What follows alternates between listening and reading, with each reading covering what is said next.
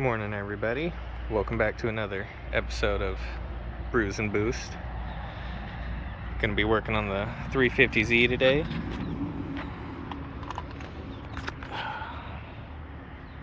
Sorry, she's a little bit dirty. It's kind of hard to keep clean out in this area.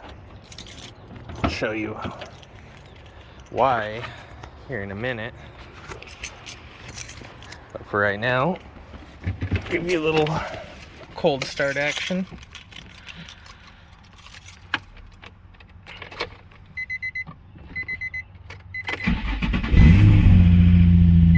Testing. System ready.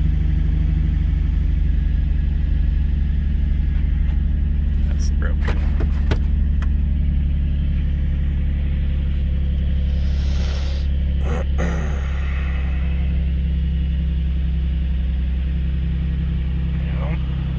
Gonna be a great day to work on some cars.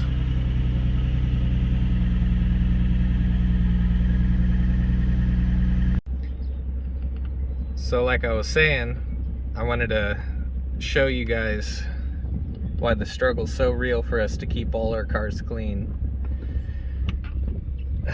So this is my buddy's driveway.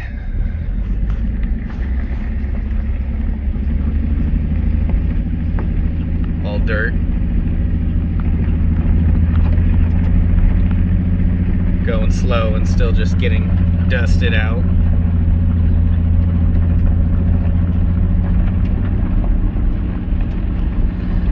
Hopefully you guys can see through this filthy window.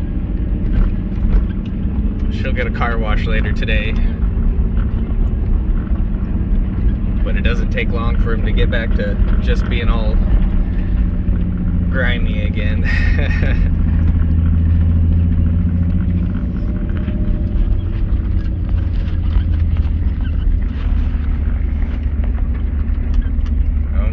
Almost a mile long of just dirt. Yeah, kind of a funny story also. So I think it was about a week ago.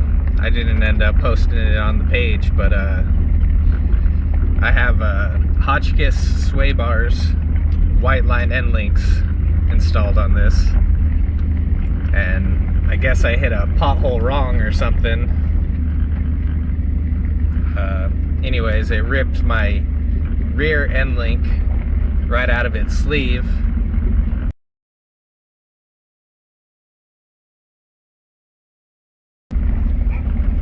So that kind of sucked. Right after I hit it, I just hear this terrible kind of clanking sound. Wasn't really sure, so I drove a little bit, kept clanking every time that I turned. So I looked underneath it. One of the end links was completely hanging down.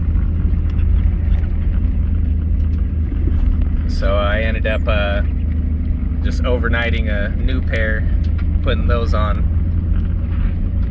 Works fine now, but we'll see for how long. If these ones don't hold up, I'll end up ordering SPL end links. Hopefully those will hold up a little bit better than the white line, which I was kind of surprised. I guess the little sleeve that the end screw into is all aluminum, so it just kind of ripped all the threads out of one side of that.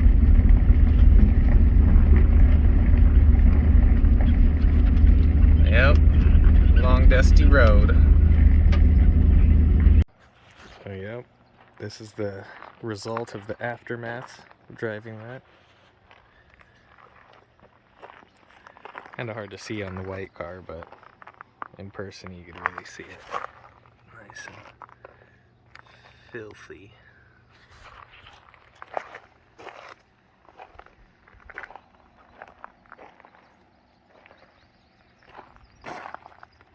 See, the struggle's real for all of us.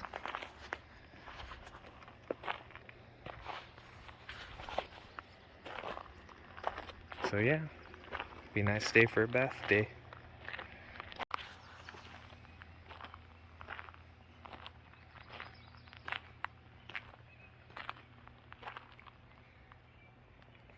see.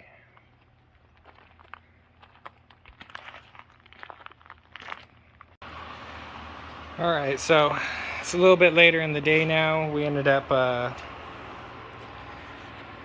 going up north, picking up a subframe for one of the 300ZXs. But we're back now. Gonna do some work on Natty P. If you remember in one of my, I think it was the diff bushing video, we went over the fact that one of my axles were bad.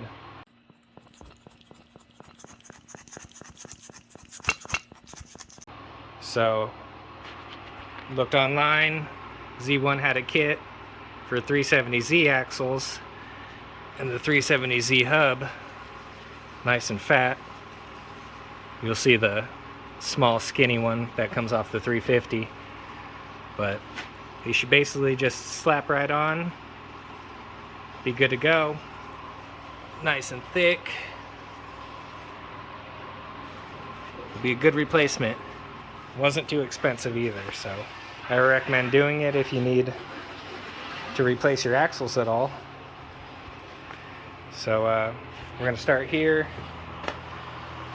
take off the lug nuts, and we'll pop off the brake caliper, pull off the rotor, break the axle nut free. Got the tires off. Now we're going to break this here axle nut free, then work on taking the brake pad off, slide the rotor off, and then pull the hub assembly off.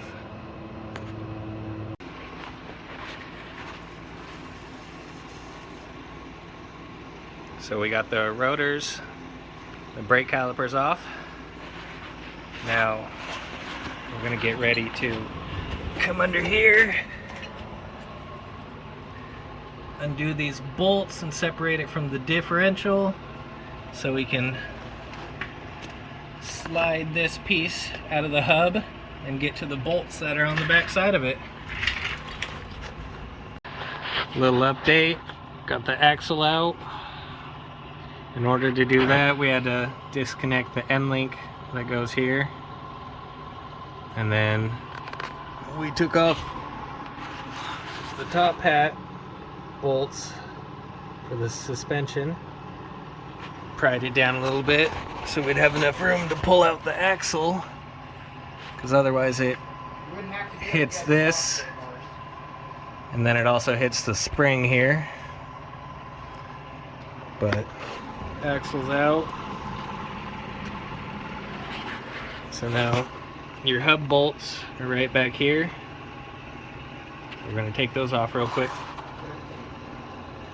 There are 17s, just in case you're wondering.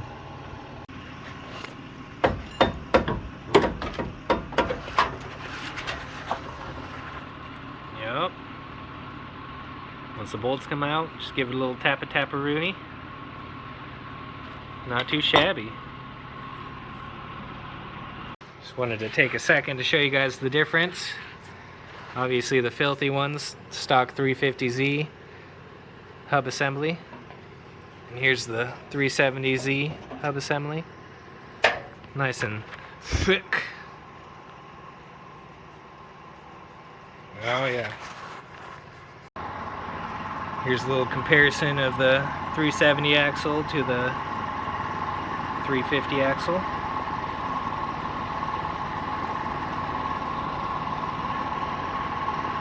Looks like the 350 is kind of big and bulky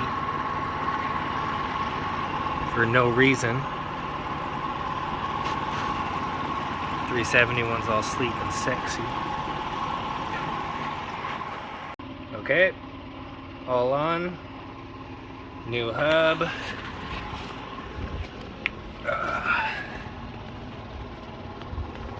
Here's the axle. Keep in mind that this new axle is a little bit thicker on the flanging, so you know. So what you did. So what I did, since I was a little sketched out on it, I wanted some of the bolts to be a little deeper in there.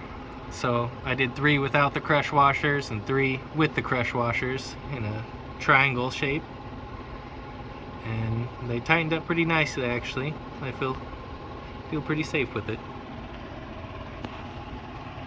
So yep. Now to slap everything back on this side and start on the next side. Pretty much do the same thing we just did. And this here axle bolt torques down at 177 foot-pounds. So, yep, tighten her down.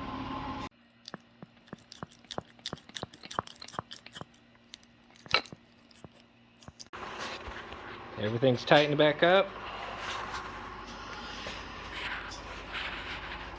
Got it all torqued down. Remember, this is 177 foot-pounds. To help hold it in place, just put the car in gear, pull your e-brake, and have someone step on your brake and hold it. Tightens down pretty quick and easy. Show you the axles real quick. If I can find them. Axles.